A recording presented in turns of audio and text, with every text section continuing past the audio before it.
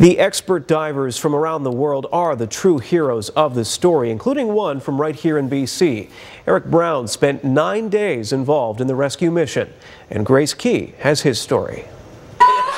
Diver Erik Brown celebrates the successful rescue of the Thai soccer team by cracking open a beer. He was part of the international dive team and he grew up in Langley. When you knew they were doing one of the rescue missions, I would check all the time.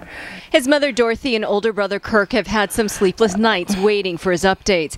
Erik has a diving business in Thailand, and when he heard of the trapped team, he immediately flew north. It was something that we knew he would do anyways, so he'd be the first one to go up there and help. And he went up there and said, I'm going to go up and help.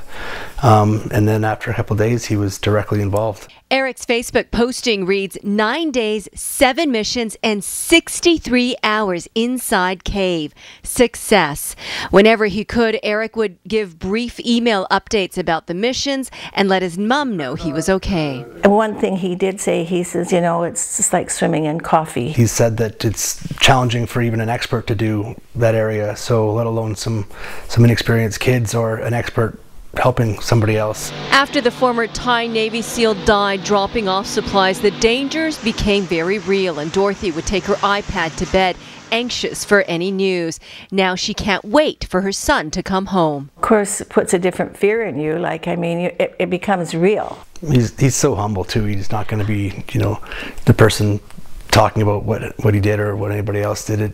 He'll talk about they went in, some of the challenges, and that everybody's safe. I mean, that's just the way he is. Kirk says hero is not a word his brother would use to describe himself, even if the world thinks otherwise. Grace Key, Global News.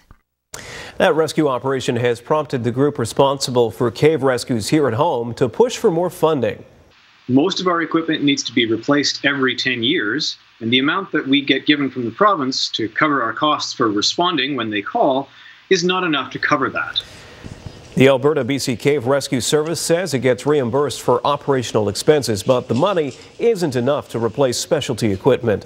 The money would also go towards training, as volunteers currently have to pay for themselves to get trained.